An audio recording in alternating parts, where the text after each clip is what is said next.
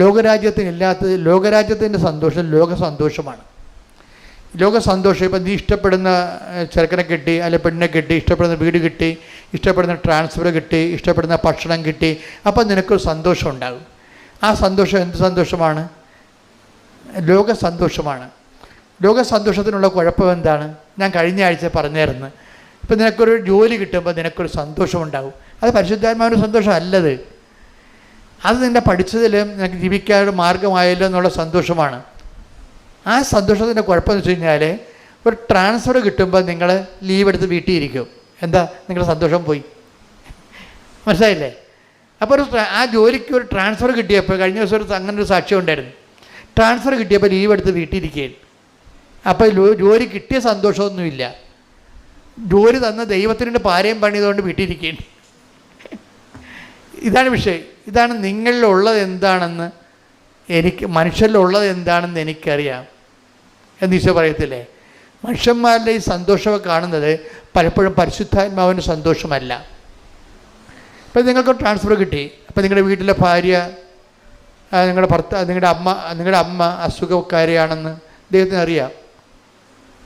ഇപ്പോൾ പലരും ട്രാൻസ്ഫർ വാങ്ങിക്കുന്നത് ഇല്ലാത്ത അമ്മയ്ക്ക്, വെറുതെ പയർ പോലെ നടക്കുന്ന അമ്മയ്ക്ക് തറവാദമാണെന്ന് പറഞ്ഞാണ് ട്രാൻസ്ഫർ വാങ്ങിക്കുന്നത്. അതൊന്നും ദൈവരാജ്യമല്ല, ലോകരാജ്യമല്ലേ. ജോലി ഉടമ്പടി ചെയ്ത് ജോലി വാങ്ങിച്ചത് നിങ്ങളുടെ ഒരു ആവശ്യത്തിന് വേണ്ടി.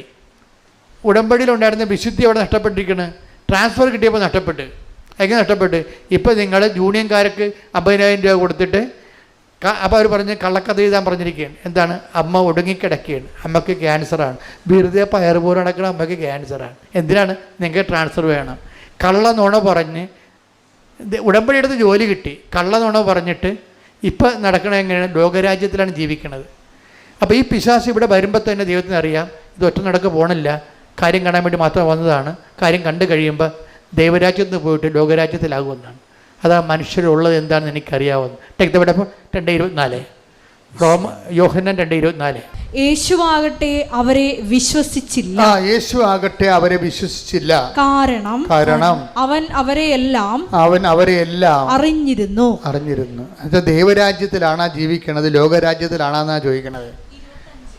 25 വായിച്ചു. 2:25. മനുഷ്യരെ പറ്റി ആരുടെയും സാക്ഷ്യം അതാണ്. മനുഷ്യരെ കുറിച്ച് ആരുടെയും സർട്ടിഫിക്കറ്റ് അവൻ ആവശ്യമായിരുന്നില്ല. മനുഷ്യനിലുള്ളത് സർട്ടിഫിക്കറ്റ് എല്ലാം കള്ളത്തരമാണെന്ന് നമുക്കറിയാം. മനുഷ്യരെ കുറിച്ച് എന്താ എഴുതിയിരിക്കുന്നത്? 2:25 എന്താ പറയുക? മനുഷ്യരെ കുറിച്ച് ആരുടെയും സാക്ഷ്യം, ആരുടെയും സർട്ടിഫിക്കറ്റ് അവൻ ആവശ്യമായിരുന്നില്ല. മനുഷ്യനിലുള്ളത് എന്താണെന്ന് അവൻ വ്യക്തമായി അറിഞ്ഞിരുന്നു. ഇപ്പം എന്താ പ്രശ്നം വെച്ച് കഴിഞ്ഞാൽ, മനുഷ്യൻ്റെ കാര്യം കാണാൻ വേണ്ടി പിശാചിൻ്റെ കാലം പിടിക്കും. അവൻ ദൈവത്തിൻ്റെ കാലം പിടിച്ചുകൊണ്ടിരിക്കണമായിരിക്കും, പക്ഷെ കാര്യം കാണാൻ വേണ്ടി അവൻ വേണ്ടി വന്നാൽ പിശാചിൻ്റെ കാലം പിടിക്കും. അതാണ് മനുഷ്യനുള്ളത്.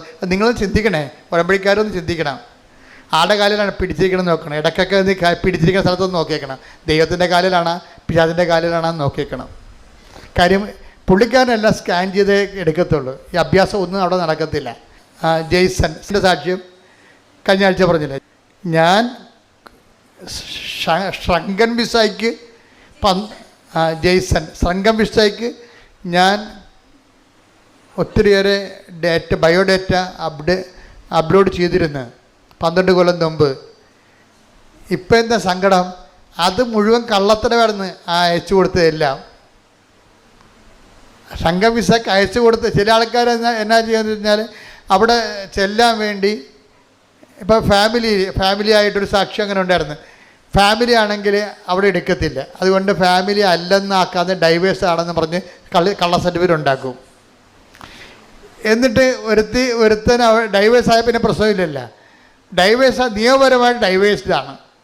സർക്കാരിനെ പറ്റിച്ചിരിക്കുകയാണ്, അമേരിക്കനെ പറ്റിച്ചിരിക്കുകയാണ്.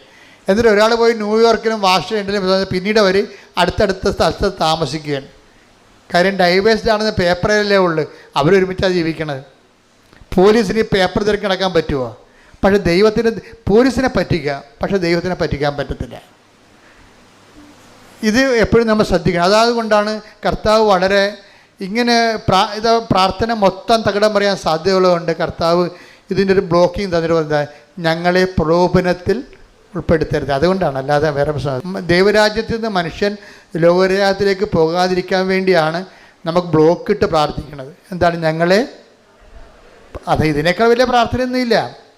ഒരു ഡോക്ടർ വെളുപ്പിനെ എന്നെ വിളിച്ചിട്ട് പറഞ്ഞു, അച്ഛാ എൻ്റെ കുഞ്ഞിന്, എൻ്റെ പേരക്കുട്ടിക്ക് ഇന്ന പ്രശ്നമുണ്ട്, അവൻ സംസാരിക്കണില്ല. അപ്പോൾ എന്നോട് ചോദിച്ചു, അച്ഛാ ഞങ്ങൾക്ക് അപ്പാപ്പനും അമ്മാമ്മയ്ക്കും അവർക്ക് അത്ര പ്രായമൊന്നുമില്ല, നല്ല പയറുപോലെ നടക്കുന്ന മനുഷ്യരാണ്, ഞങ്ങൾക്ക് ചെല്ലാൻ പറ്റിയ പുതിയ വല്ല പ്രാർത്ഥന ഉണ്ടോയെന്ന് ചോദിച്ചു. എന്താണ്? ഈ മകനെ സംസാരിപ്പിച്ചെടുക്കാൻ പറ്റിയ പുതിയ പ്രാർത്ഥന വല്ല ഉണ്ടാകുന്നു. പുതിയതായാലും പഴയതായാലും നിത്യനൂതനമായിട്ടുള്ള ചിരപുരാതനമായിട്ടുള്ള ഒറ്റ പ്രാർത്ഥനയേ ഉള്ളൂ. എന്താണത്? സ്വർഗസ്ഥനായ ഞങ്ങളുടെ പിതാവേ. അതിനെ വെട്ടാൻ ഇനി പ്രാർത്ഥനയില്ല. കാര്യം എന്താണ്? ദൈവം തന്നെ എഴുതിയ പ്രാർത്ഥനയാണ്. കൈയടിച്ച് സ്തുതിക്കട്ടെ. ഹല്ലേലൂയ.